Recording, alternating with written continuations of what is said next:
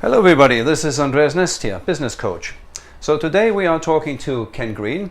He runs a company called A3M Design, and they are traditional printers. However, they specialize in large format printing, and as such we were interesting to have a discussion and talk to him to see how he's actually come from the traditional printing to the large format printing.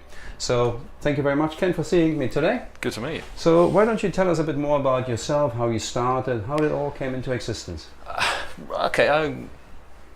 A3M is very much a joint enterprise. My wife and Linda and myself run it together. We've been running it for about the past 14 years.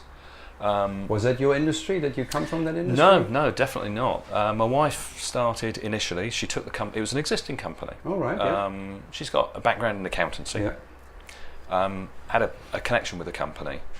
The company was in real dire straits. Okay. It was dead in the water. It owed a lot of money.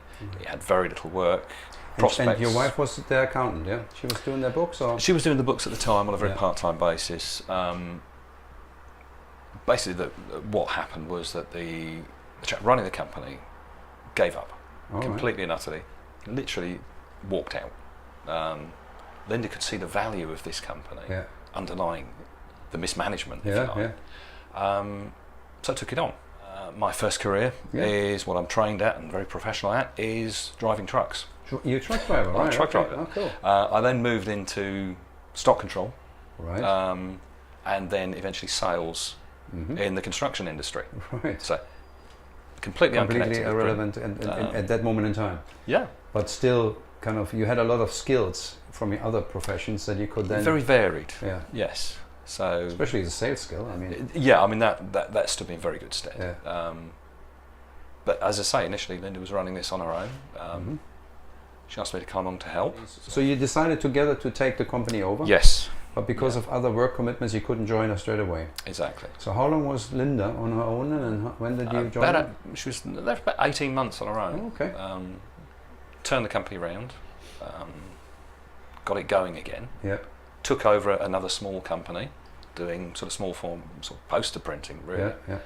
And then when I came to join her, we just took it on from there, and that's sort of 14 years ago.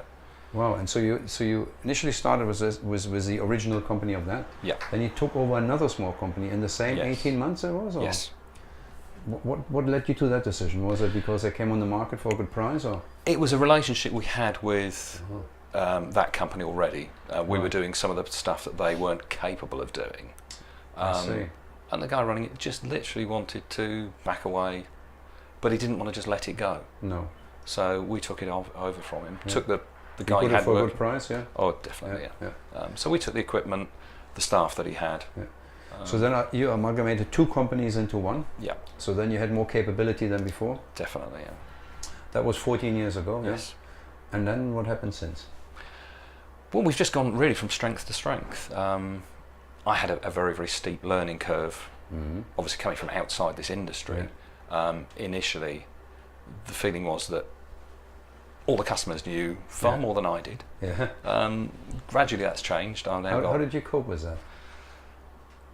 Day by day, just trying to make sure that I knew what I was talking about before I spoke to the customers. Right. I had that information in front of me. So did you go straight into sales then? Was your position here that of a salesperson? Or? Yeah, pretty much. Which is pretty much what I'm still doing now.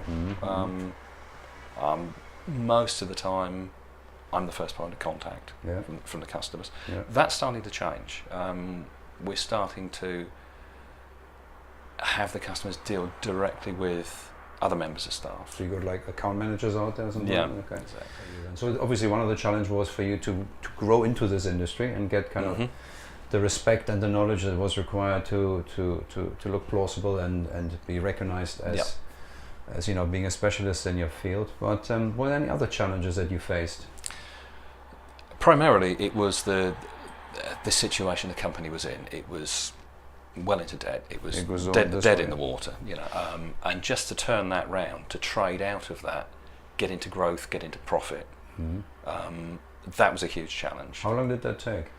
It took a few years, before we were really comfortable. And how did you get out of that? Was it a very slow growing process, or? It was. It was just basically keeping it sustainable, so we didn't overreach ourselves, just slow and incremental. But it was a big challenge. So how long was it then from the period you took it over 14 years until you actually went into the black? In that respect, it's not that long, because obviously we're in such a bad position to start with. So to actually get a profit figure on there didn't take too long. But to get to a comfortable position, because 8-9 years ago we moved from where we were based into this building we're in now, which is a nice, bright, modern building. That was a big step for us. We were in a leased building at the time where we had no control over it. And now you own this property? We own the property. It's sort of designed for purpose, if you like. We were the first inhabitants of this building, so we kitted it out exactly as we needed it. And that's moved us on.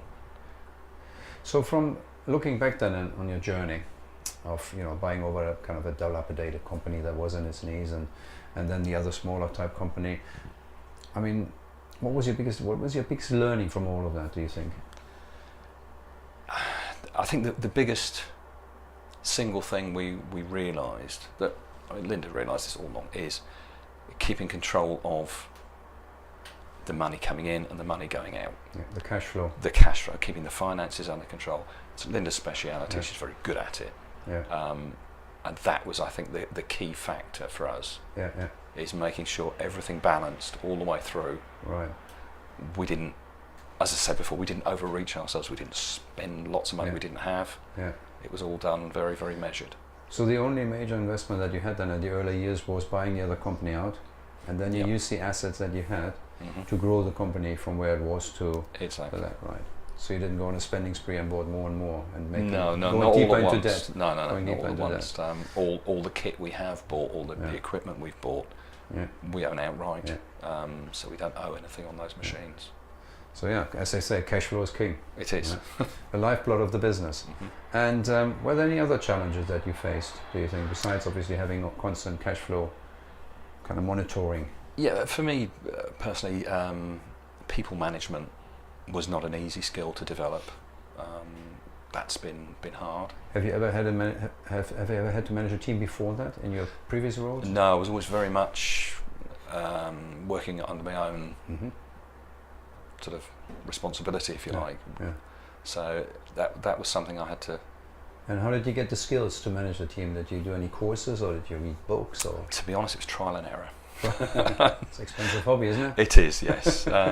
With hindsight, could have taken courses at the time, didn't realise I needed them. Now I would probably do it differently. But we got through it. So what was your proudest moment, would you say? Your biggest achievement? I think the biggest achievement was when we managed to buy this building and move into it. That was 9 years ago, you said? It was about 9 years ago, and that to me, it put a much more professional face on the business. Absolutely.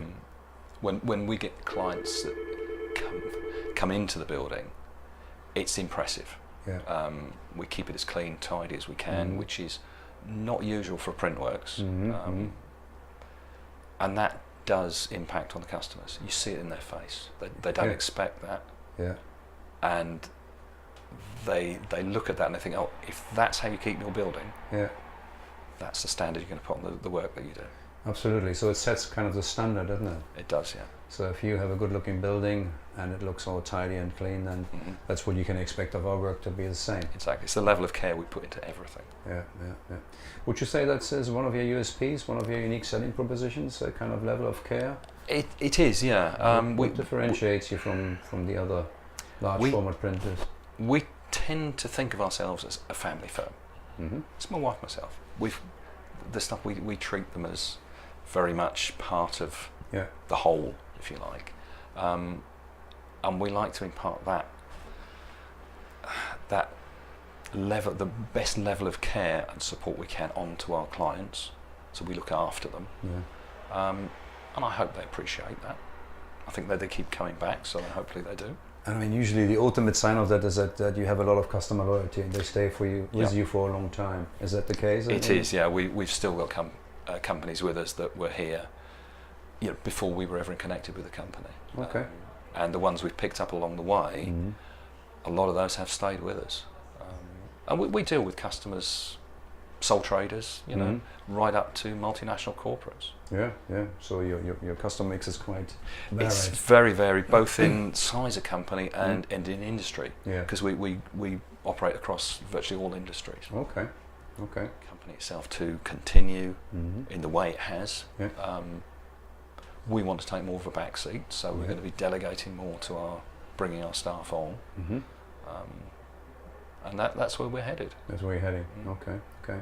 So is there anything you want to share with the audience in terms of events that are coming up, or any specials that you have in the pipeline that people could benefit from?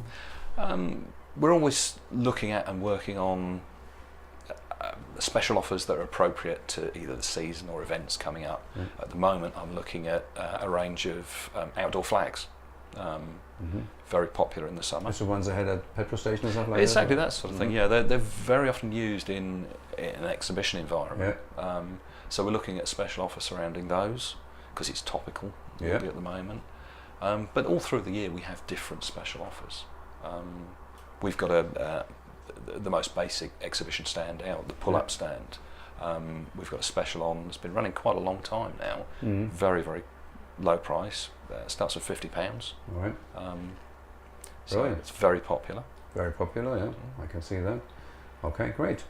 Well, Ken, it's been smashing talking to you. Thank you very much for your time. Yeah. Thank you. And all the best with your earlier, later retirement plans and taking it easy. Well, you've heard it from Ken. Cash flow is king, as always. Make sure that you manage your cash flow, because at the end of the day, that is the lifeblood of your business. That's it for me for this week, and I'll speak to you again next week. Thank you. Bye-bye.